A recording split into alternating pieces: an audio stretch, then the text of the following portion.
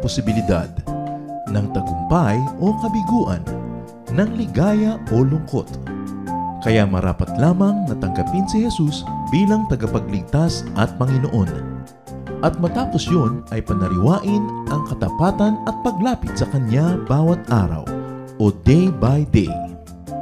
Ang day by day ay naglalayong umalalay sa pang-araw-araw na pamumuhay. Narito po si Kuya Ed Lapis sa mensaheng pinamagatang Overcome the Fear of Death.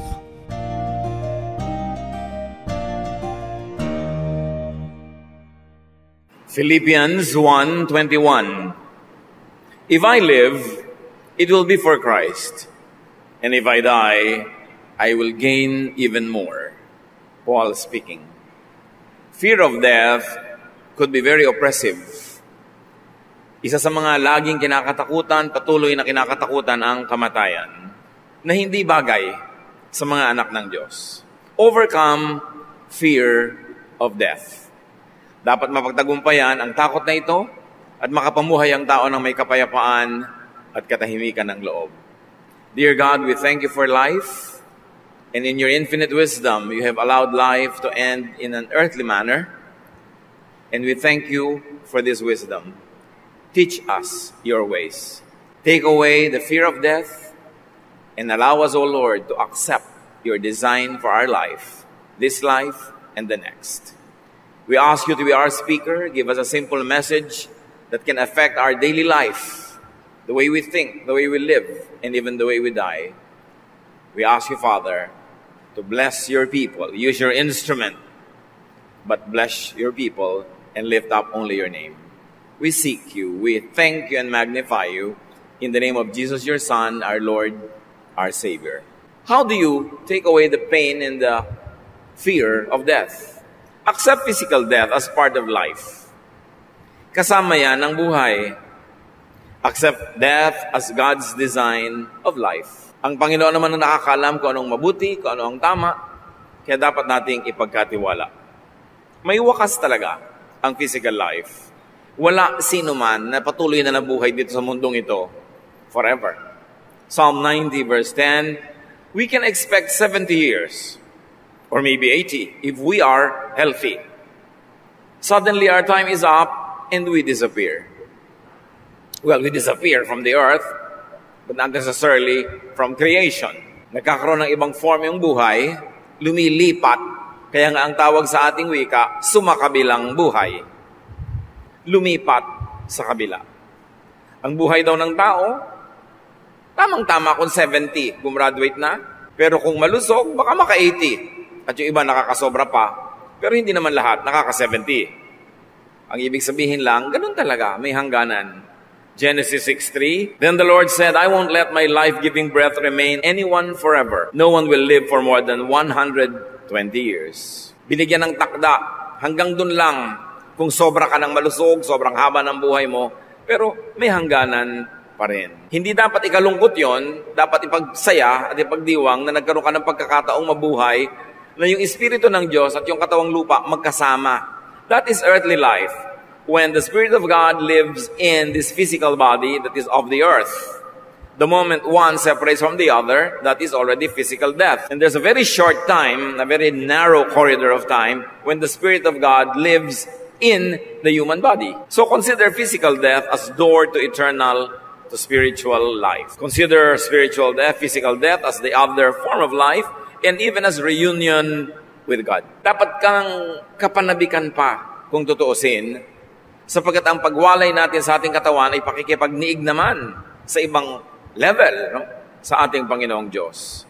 Ecclesiastes 12:7, so our bodies return to the earth, and the life-giving breath returns to God. Ang lupa bumabalik sa lupa, ang espiritu bumabalik sa espiritu, sandaling magkaniig sila, magkasama, at yun ang ating buhay sa ibabaw ng lupa. 2 Corinthians 5:8, we should be cheerful, because we would rather leave these bodies and be at home with the Lord. That is what Paul is saying about death. Dapat pa nga daw na maging masayahin tayo tungkol dito, dahil higit namang mainam na makasama ang Panginoon kesa patuloy na mabuhay sa lupang katawang ito. Siyempre, ang alam lang naman nating buhay, itong buhay na ito, kaya mahal na mahal natin, hindi pa natin alam yung kabila, we don't know what we're missing. So the tendency is to cling on very, very tightly to this life because we don't know the other form of life that is awaiting us. Pero yun ang dapat nating ipagkatiwala sa Diyos na dinisenyo niya yon, therefore yun ay mainam. At pag daw tayo ay lumisa na sa katawang ito, 1 Thessalonians 4:17, we will all be with the Lord forever. God is God of life, not of death. So His children will go to God the moment this physical life ends. Concerning the teaching that there is no eternal life, Jesus answered it. Mark 12:26-27. You surely know about people being raised to life. You know that in the story about Moses and the burning bush, God said, I am the God worshipped by Abraham, Isaac, and Jacob. He isn't the God of the dead, but of the living. You Sadducees are all wrong. Ang Sadducees kasi, ang turo nila, wala na daw buhay. Pag namatay ka, tapos na. Zero na lang, blank na. Pero sabi ni Jesus, mali kayo. Kasi ang Diyos ay Diyos ng mga buhay. So, hindi yung mga patay ang pupunta sa Kanya. Yung mga buhay pupunta sa Kanya, mayroon pang kabilang buhay. At sabi ni Jesus, John 14:6, I am the way, the truth, and the life. And life goes on. Life is forever. Life is eternal. It only changes forms. Naiiba lang yung uri, yung pamamaraan ng buhay. At death, unite your spirit with God. Better to do that before death. Long before death, make peace with God. Acts 7:59, when Stephen was being stoned to death, as Stephen was being stoned to death, he called out, Lord Jesus, please welcome me. Receive my spirit. Alam ni Stephen na pag nalagot ang kanyang hininga, alam niyang may pupuntahan siya. At sinabi niya kay Jesus, tanggapin niyo ako. Welcome me. Receive my spirit. How else do you overcome the fear of death? Live your earthly life to the fullest. Kumisa naman, mapait lang ang kamatayan kung walang-wala namang naging kabuhay-buhay ang iyong buhay. So hanggang makakaya, lasapin ang lahat ng dapat lasapin, makita ang lahat ng dapat makita, maranasan ang dapat maranasan, at kung mamamatay na ay buong pusong ipagkaloob sa Diyos ang ating espiritu sa pagwawakas ng buhay na ito. Dapat pag mamamatay ka na, no kulang, no regrets. Pumapait lang naman yung buhay kung marami kang mga bitterness, mga sayang, hindi ko nagawa, hindi ko naranasan. Ecclesiastes 6:3, you may live a long time and have 100 children, but a child born dead is better off than you unless you enjoy life. And this is what many religious people demonize, the enjoyment of life. But Solomon, the wisest man ever, advocates for the enjoyment of life. And even Jesus displayed how life could be enjoyed, even in the context of very poor life in his country during his earthly life. So napakahalaga na sabi ni Solomon, enjoyin mong buhay. Para pag matatapos na, o di natapos na, di ka lugi.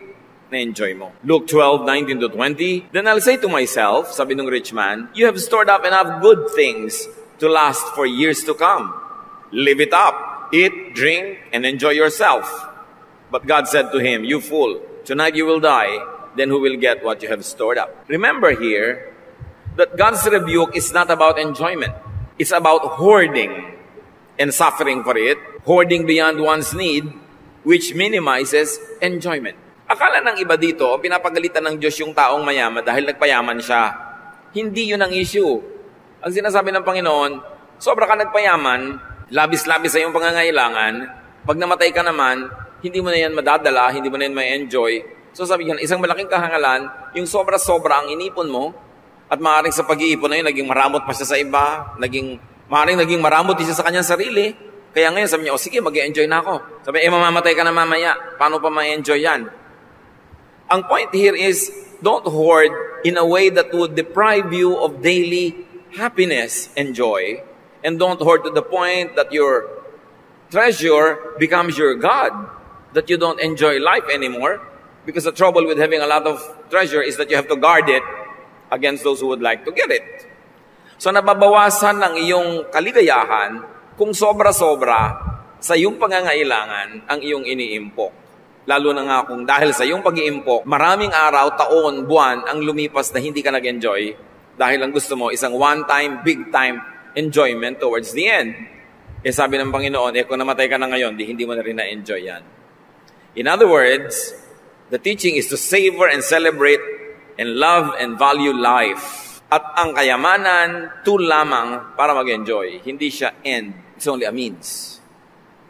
Hindi masama na magkaroon ng mga kabuhayan, pero masama kung sa pag-iimpok ng kabuhayan na hindi ka na nagkaroon ng masaya na buhay. Ecclesiastes 3:12, Solomon continues to tell us, I know the best thing we can do is to always enjoy life. Why? Because there are many moments of sadness, of unhappiness, of pain, of sorrow. So whenever you have that corridor, that space, the opportunity to be happy and to enjoy, Solomon says, do it. Maraming panahon na kahit ibigin mo, hindi pwede. O gusto mo pero hindi mo kaya. So pag may pagkakataon, samantalahin. Ecclesiastes 5:19, suppose you are very rich and able to enjoy everything you own, then go ahead and enjoy working hard. This is God's gift to you. Sabi niya, huwag kang mag-guilty. Don't feel bad that you are being blessed with a lot of abundance. Enjoy it. And enjoy the work that goes with it. That is God's grace.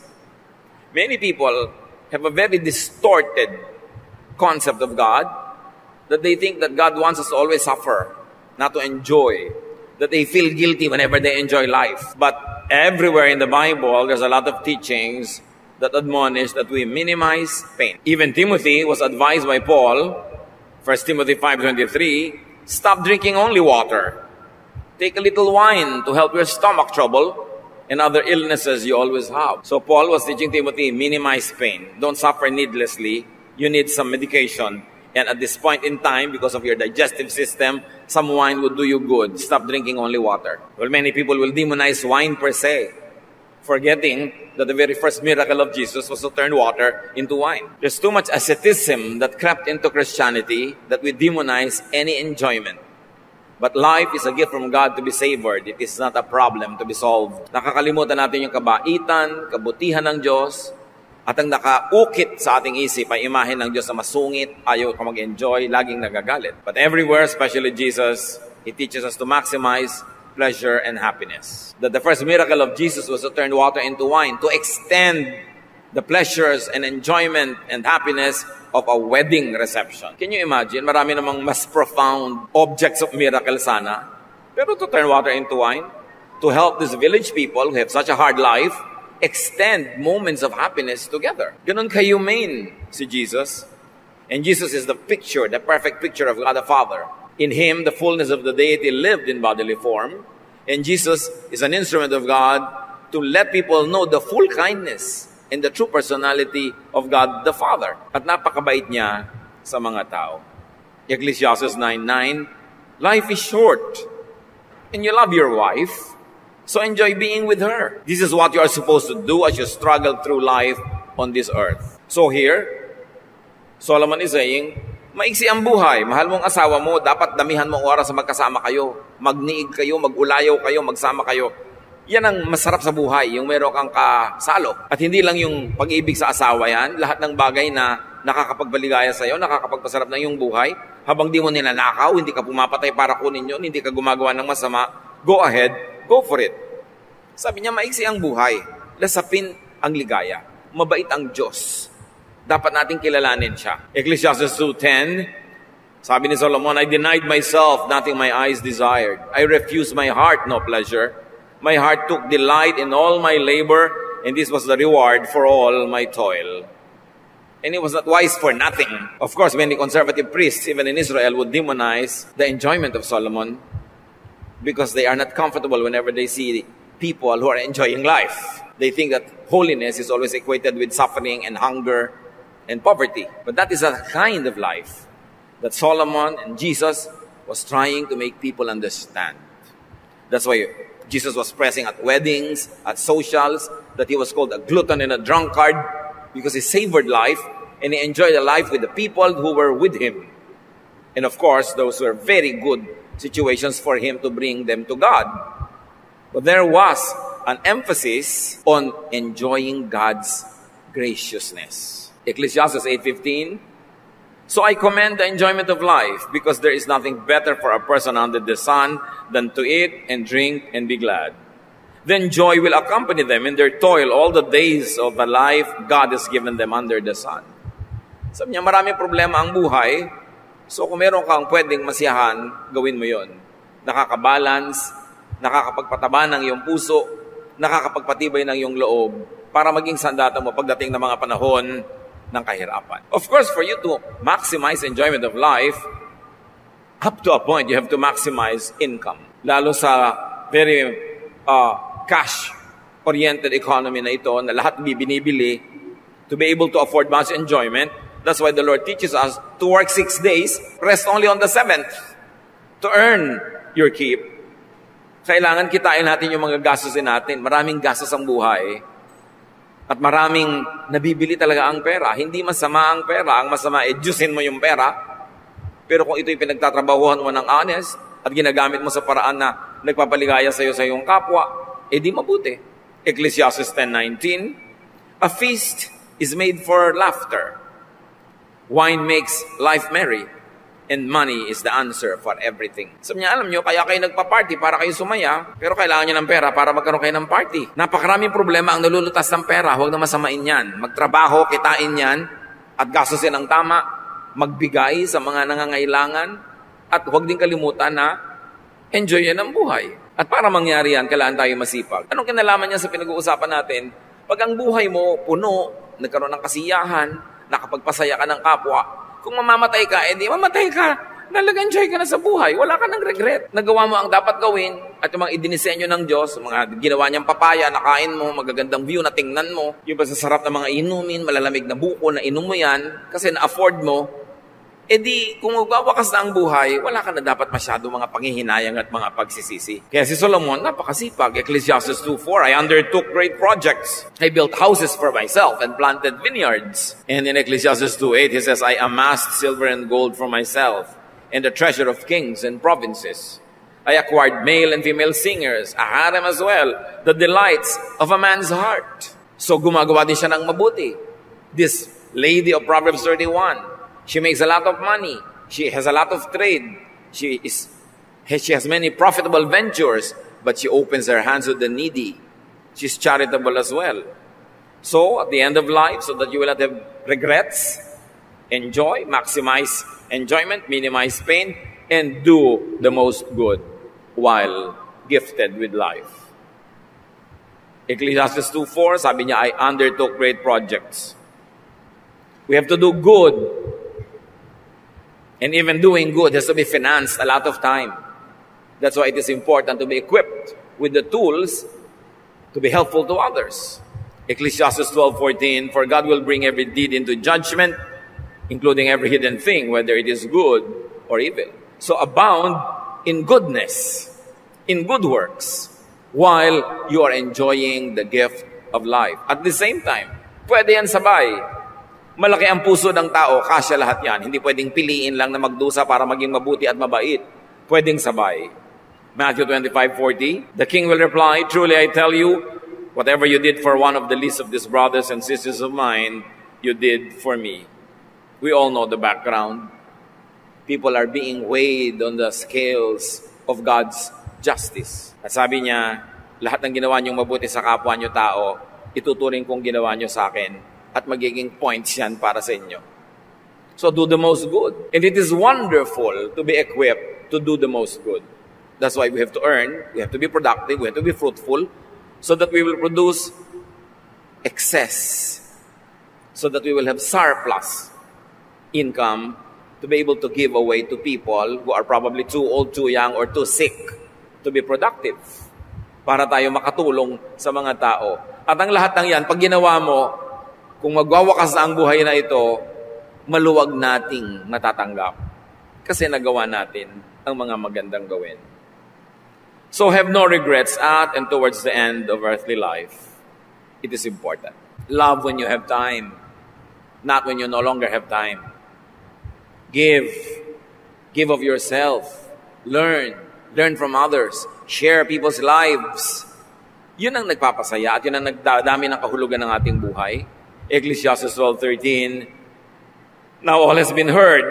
Here is the conclusion of the matter. Fear God and keep His commandments, for this is the duty of all mankind. After 11 chapters of Ecclesiastes, where Solomon tells people to enjoy, suddenly he says, fear God and enjoy. And This is the duty of mankind, to obey God's commandments. So is this an antithesis of the first 11 chapters? Bigla niya sinabing, ay actually, matakot kayo sa Diyos, huwag kayo mag-enjoy. O may ibang kahulugan yung fear God na ito? That He is saying, live according to God's design, to God's law. That here, fear God does not mean do not enjoy life, but actually enjoy life. You fear God, then you enjoy life because God gave you a life to be enjoyed, not a problem to be solved, not a curse to suffer from. Life is God's gift. And if you fear God, you obey His commandments, you will see His goodness, His kindness, and you will never refuse the generosity that He is offering. You enjoy your life, you do the most good, minimize pain, you maximize your pleasure and happiness, and you do the most good, and that is fearing God. Because we were designed by the Lord to enjoy His creation. All you have to do is look at your body, study your senses, what kind of senses God gave us. And senses are for sensations. Therefore, God, who is so artistic and so sensitive and so kind, designed our bodies so that we would enjoy the physical world that He created. Life is God's gift to be enjoyed, not a situation to problematize. You were designed to enjoy life. And we should thank God for that. Not using it as a license to abuse, but a ticket to what God would like us to experience before our earthly life ends. Psalm 139:14, I praise you because I am fearfully and wonderfully made. Your works are wonderful. I know that full well. So pag sinusuri nitong umawit ang kanyang sarili, pinupuri niya ang Diyos. Sabi niya, I was designed so well to have a good life and to enjoy this physical life. I will not apologize for it. I will not demonize it. I will only be grateful to God for His graciousness, for His kindness. Alam niyo yung asceticism, yung sobrang pagtitiis sa sarili, pagtitimpi, pagpapahirap sa sarili, these are reactions to the excesses of the church in the first several centuries of Christianity. People were concerned that many Christian leaders and Christian congregations became avaricious, became too physical, too excessive in their appetites, that this ascetic attitude, the other extreme, to deny the self, to go hungry, to go thirsty, to be poor, this is a reaction. But it doesn't mean that this is the standard. Dapat nating suriin para magkaroon tayo ng balance na buhay. How else will you minimize the fear of death? Your death and the death of others. Do not be extremely attached to earthly life. 70, 80 years lang yan, at most 120. Keep that in mind. Don't be too attached. Do not be extremely attached to earthly persons, relationships, and even possessions. Yun naman ang nagpapatakot sa atin eh. Yung matapos ang lahat ng yun, yung malagot ang ating mga relasyon, yung matapos ang mga bagay-bagay. Dapat hindi extreme. Even loving others, getting attached to others, loving a vocation, do not go to the extremes. Ecclesiastes 7:18, whoever fears God will avoid all extremes. Kahit extremely good. Sabi niyo, do not be extremely bad, do not be extremely good. Why suffer? Solomon says that. Luke 12:15, then he said to them, Jesus says, watch out, be on your guard against all kinds of greed. Life does not consist in an abundance of possessions. So, yes, earn, be productive, be equipped to enjoy life and to help others, but do not be too attached to material things. Para madaling bitawan, para hindi tayo kapit na kapit pa ay namamatay na, para maluwag. Matthew 10:37, anyone who loves their father or mother more than me is not worthy of me, Jesus says.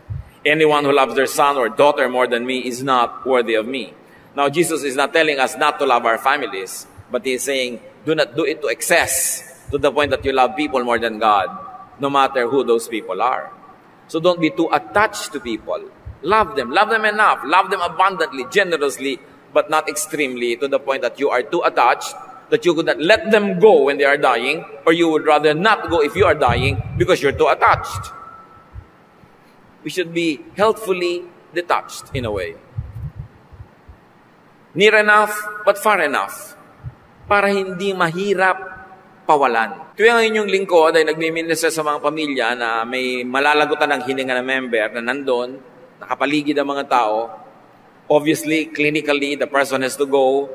There are no more indications that there is enough reason to prolong physical agony, especially if the patient is sick. I always ask people, are you ready now to release your father or mother or son or daughter to God? If you have to let go, release the person para sa kanya at para sa inyong sarili. Kung tayo ay namatayan, kamakailan o ilang buwan o taon na, hawak nyo pa ba o ni-release nyo na? Release. Let go. Sa Diyos naman uuwi eh. At kahit ano namang paghawak natin, hindi na natin talaga mapipigil, nahihirapan lang tayo. At maaaring napapahirapan din natin ang iba natin mahal sa buhay. And who knows, baka napapahirapan mo pati rin yung taong umaalis na. So let go.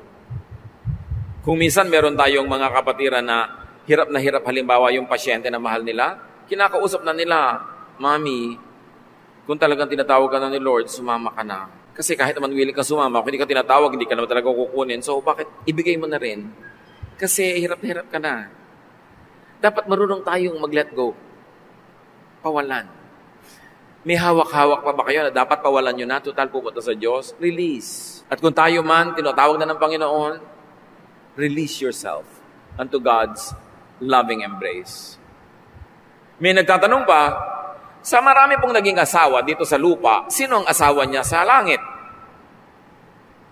At sabi ni Jesus sa Matthew 22:30, at the resurrection, people will neither marry nor be given in marriage. They will be like the angels in heaven. Sabi ni Jesus, hindi na sila magiging mag-asawa pa uli sa kabilang buhay. Dito lang sa lupa yan. Sa kabilang buhay, para na kayo mga anghel, magkakapatid lahat. Alangan naman may mag-asawa pa, meron na namang selosan, meron na namang kung ano-ano dyan. Di, parang yung kabilang buhay, buhay din dito, nilipat mo lang ng setting. Sinasabi ni Jesus, hindi, ibang-iba na ang buhay sa kabila. So, habang natutuwa tayo na makakasama natin lahat, ang mga anak ng Diyos sa kanyang piling, huwag nating asahan na yung exact arrangement dito will be the same arrangement there. Kasi ba't pa tayo lumipat? May mga pagbabago. At ang pagbabagong yun, lingid man sa ating lubos sa pagkaunawa ngayon, ay natitiyak natin na napakagandang pagbabago. At ikalulugod nating lahat. So do not fear death. Do not fear separation here on earth. Because we will be with the Lord forever. And very importantly, do not be paralyzed with fear of God, of God's anger. Many people are so afraid of death because they think that God will punish them forever. Psalm 103:8-10, the Lord is merciful. He is kind and patient, and His love never fails. The Lord won't always be angry and point out our sins. He doesn't punish us as our sins deserve. Napakabait ng Diyos. Kuminsan yung iba, takot na takot humarap sa Diyos dahil iniisip, tutorturin tayo ng Diyos, paparusahan tayo. Bakit ganun ang pagkakakilala natin sa Diyos? Natatakot tuloy yung iba na humarap. Remember, Jesus takes away the sins of the world. Kaya dinadala natin ang tao sa pagkakilala kay Jesus, tanggapin siyang Panginoon, tagapagligtas, at ang lahat ng yan ay mabura, mabayaran, at matuwa tayo pag humarap tayo sa Ama dahil bayad ng ating mga kasalanan, at huwag tayong matakot na pagdudusahin tayo ng Diyos dahil inako na ni Jesus ang mga pagdurusa. Revelation 21:1-4, I saw a new heaven and a new earth. The first heaven and the first earth had disappeared, and so had the sea. Then I saw New Jerusalem, that holy city, coming down from God in heaven. So here, new heaven, new earth, new Jerusalem, does not mean old heaven, old earth, Jerusalem that was only photoshopped and recycled. It's a totally new idea. Now, the concept of heaven, the concept of Jerusalem becomes a symbol of something totally new. Hindi naman natin biglang mamanahin uli, not the physical, geographical Jerusalem, but a new Jerusalem-ness, whatever it meant to the people of old. Bago na, everything will become new. Hindi recycled of the old. Hindi restored. New. And new is that, it means new. Sa pag-emphasize dyan, sabi ni Jesus sa Matthew 9:16-17, no one uses a new piece of cloth to patch old clothes. The patch would shrink and tear a bigger hole. No one pours new wine into old wineskins. The wine would swell and burst the old skins. then the wine would be lost and the skins would be ruined. New wine must be put into new wine skins. Both the skins and the wine will then be safe. And that is what we can expect, the same parallel thing, that in the new heaven, in the new earth, in the new life, things will become new, for the better, for the best. It's not the same. It's not recycled, old world, just refitted and called eternal. Doon tayo magkaroon ng excitement kung ano yun. Sabi sa Bible, 1 Corinthians 2:9, what God has planned for people who love Him is more than eyes had seen or ears have heard. It has never even entered our minds. Ang inihanda doon ng Diyos para sa kanyang mga anak ay hindi pa natin nasagi ng guni-guni. Wala pa sa ating nakakita, wala pang nakarinig. Sa dinami-rami na nang narinig at nakita natin, wala pa tayong kamuang-muang kung ano ang gandang inihanda ng Diyos para sa kanyang mga anak. Hindi pa natin man lang na-imagine. At sa Revelation 21, 1-4, I heard a loud voice shout from the throne, God's home is now with His people. He will live with them, and they will be His own. Yes, God will make His home among His people. He will wipe all tears from their eyes, and there will be no more death, suffering, crying, or pain. These things of the past are gone forever. Yun ang naghihintay sa atin sa piling ng Diyos. Kaya sinabi sa 1 Corinthians 15, 50-58, my friends, I want you to know that our bodies of flesh and blood will decay, but we will all be changed.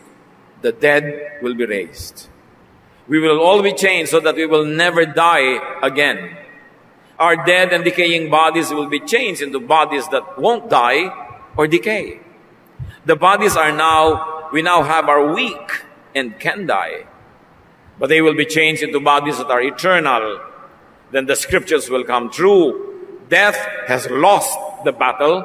Where is its victory? Where is its sting? Kung mawawala ng kamandag ng kamatayan, mababago ang ating anyo, mababago ang katawan na ibibigay sa atin ng Diyos, at hindi na tayo masasaktan pang muli, hindi na tayo magdurusa, hindi na tayo luluha, hindi na tayo mamamatay pa. Yun ang naghihintay sa atin sa kabilang buhay.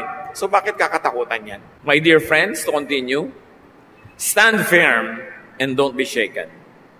Always keep busy working for the Lord. You know that everything you do for Him is worthwhile. So therefore, yun ang sabi, may therefore, may conclusion. Dahil nakakatiyak ka ng pupuntahan mo, hindi ka na mamamatay, hindi ka magdurusa, hindi mo pa na-imagine kung anong ganda na naghihintay sa'yo. So habang nabubuhay ka dito sa mundo, maglingkod ka sa Diyos. Ang iksi-iksi ng panahon na pwede kang maglingkod. Kung mabuhay ka ng 70, 80, 90, yun lang. After that, mag-e-enjoy ka na ng lahat ng regalo ng Diyos forever and ever. So sa maiksing buhay na ito, sulitin mo naman. Pero hindi naman pinapaubos sa'yo 100% na service. Tinuturoan ka rin mag-enjoy ng life, masiyahan.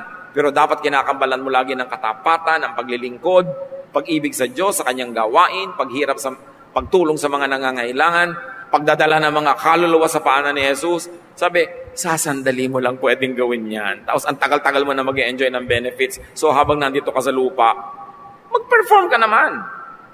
Do what you can. Keep busy working for the Lord. Philippians 1:21, if I live, it will be for Christ. And if I die, I will gain even more. Sabi na ibang versions, to live is Christ, to die is gain. But before death could be gained, first, life has to be Christ. Kailangan muna nating gugulin ang buhay na ito ng katapatan sa Panginoon, paglilingkod, pag-aayos ng ating sarili, pagtulong sa kapwa, pagpapalawak ng kaharian ng Diyos dito sa lupa. And when you die, take it graciously, even thankfully and gratefully, because you go into another form that is beyond your imagination, but is in the hands of our loving God. Dear Lord, teach us. Teach us, Lord, to minimize the fear of death. And teach us, Lord, to anticipate the glory of your presence. Turuan mo kami bigyan ng katuturan ng buhay na ito. Bawat segundo, minuto, oras, araw, linggo, buwan, taon, magkaroon ng kahulugan ng paglilingkod sa iyo, sa aming kapwa, at paglasap din ng mga sarap ng buhay na kalooban mong aming maranasan. Ituro mo sa amin kung paano i-apply sa buhay namin ang mga aral na ito. Let's spend some time in silent reflection and seek the Lord's voice, hear His voice, so we can make personal applications to our lives of these things that have been discussed. Lord, continue to speak to your people as each one sits still, silent before you.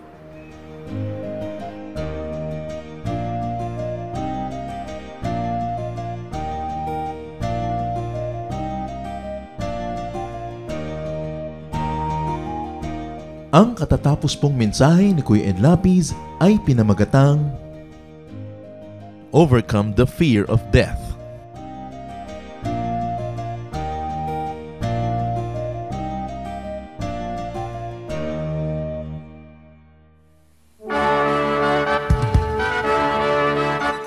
Halina't sama-samang sumamba at magdiwang sa Day by Day Jesus Celebration kasama si Kuya Ed Lapiz. Bulwagan ng Panginoon PICC, one Sunday a month, Philippine International Convention Center, Rojas Boulevard, Pasay City. All other Sundays, sa mga day-by-day mini-bulwagan ang pagtitipon. Para sa buwan ng Enero, gaganapin ito ngayong January 19, 2025. 8 a.m. ang First Jesus Celebration, 10 a.m. naman ang Second Jesus Celebration. Para sa iba pang detalye, bisitahin ang ating official Facebook page, Day by Day Friends.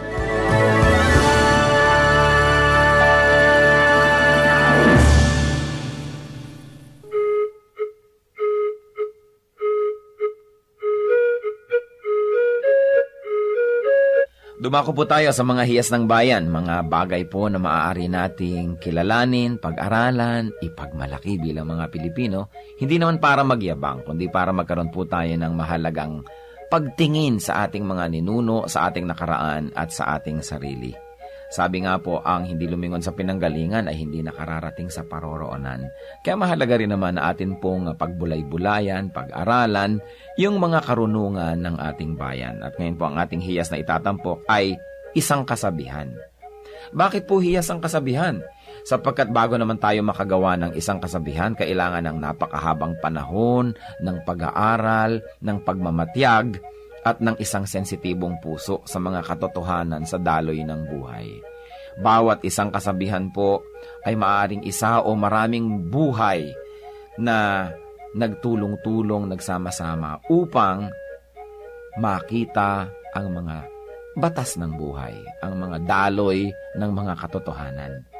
Kaya nga po ang isa nating pagbubulay-bulayan ngayon na kasabihan ng ating bayan na hinango po sa koleksyon ng UP Cultural Dictionary for Filipinos ni Thelma Quintanar at mga kasama. Sabi po ng kasabihang ito, ang bayaning masugatan, nag-iibayo ang tapang. Tama nga naman po. At ito po, kung ibabase natin doon sa kanyang pangunahing kahulugan, yun pong literal, ay totoo naman. Sa mga larangan ng digmaan, yung mga bayani, habang nasusugatan, habang tinatamaan at nagdurugo o kaya po ay lumilipad ang mga punglo sa paligid, ay lalong tumatapang. Yun po yung mga bayani, siyempre may mga duwag na pag nasugatan, umaatras naman. Pero ang mga bayani, pag nasusugatan, nag-iibayo pa ang tapang. Subalit higit po dito sa pangunahing kahulugan nito na yung literal, ay meron pa pong malalim na kahulugan siyempre ang hiyas ng bayan na kasabihan na ito. Na ang taong talagang matining ang loob, ang taong talagang mahusay ang kalooban, ang tao na talagang magiting ang kanya pong pagkatao, habang siya po ay hinahamon ng mga nakapaligiran, habang siya po ay pinipilit na ikulong, ay lalo naman siyang nagpipilit na makalaya. Habang siya ay minamaliit, ay lalo naman niyang pinapatunayan ang kanyang kadakilaan.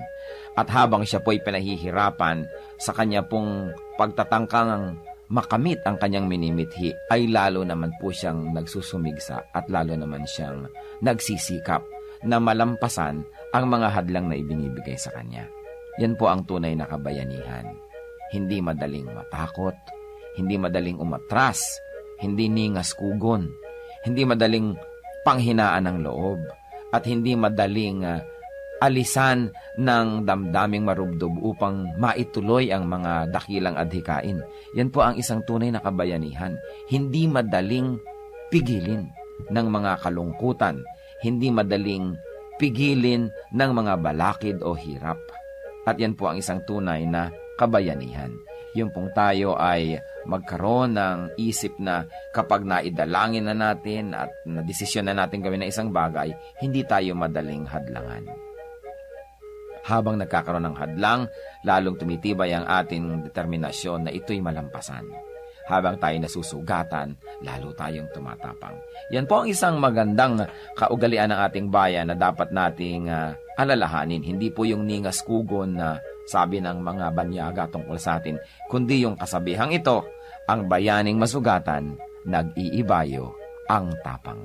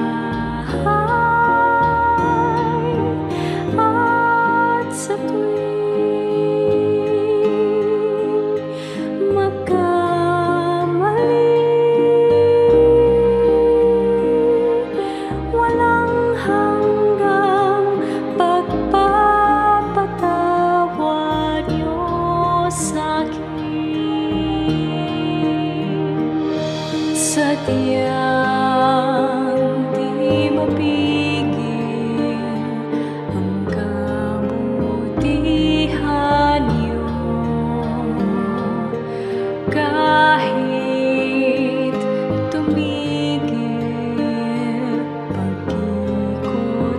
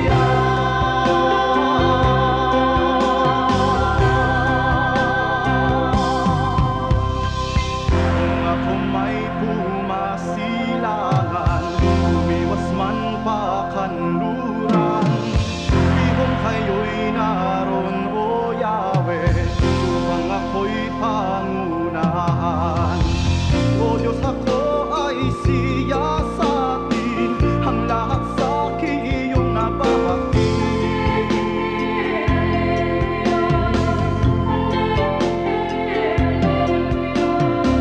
Sa buhay na walang hangganan, samahan niyo ako at ihatid.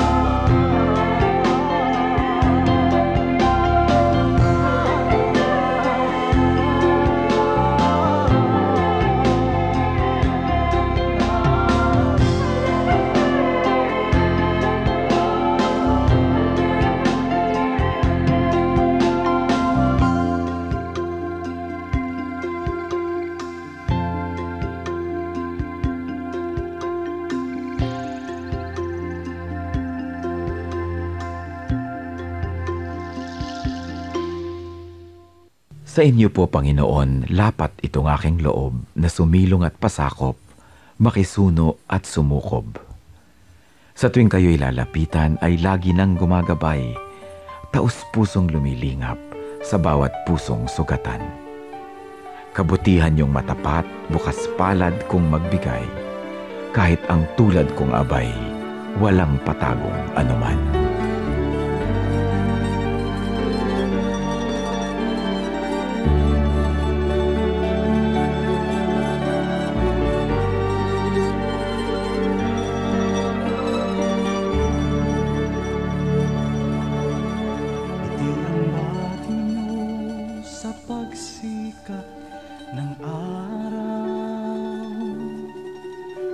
Sa karilagan ng takip siling,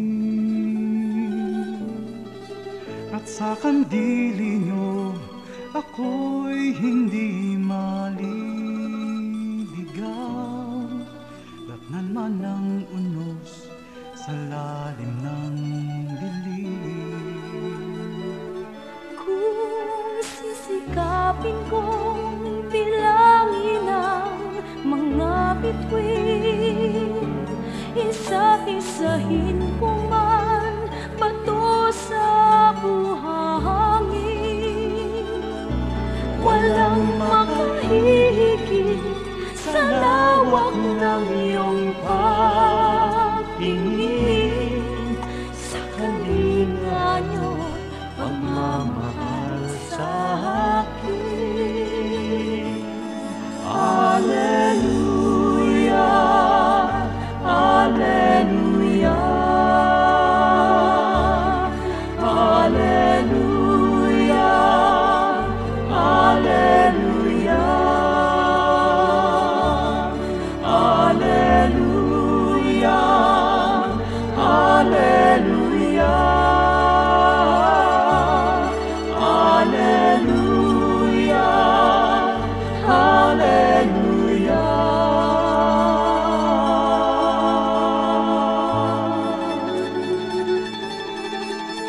Ang aming nais ko'y purihin ka sa magdamag,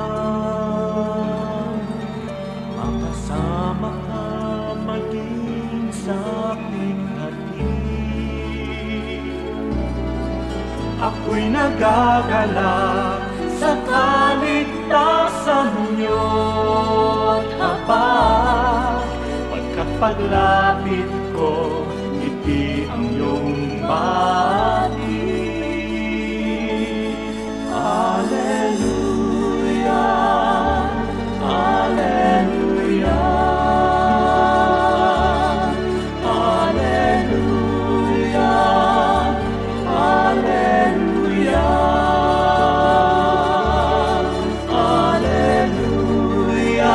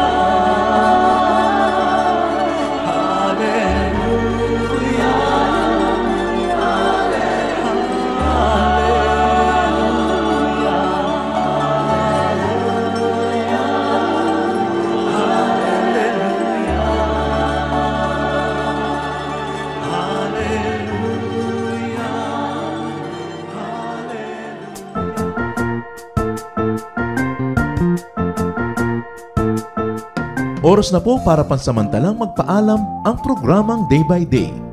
Tayo po'y magsama-sama tuwing ika-6 hanggang ika-7 ng umaga, araw-araw. Magandang umaga po at mabuhay ang Panginoong Hesus!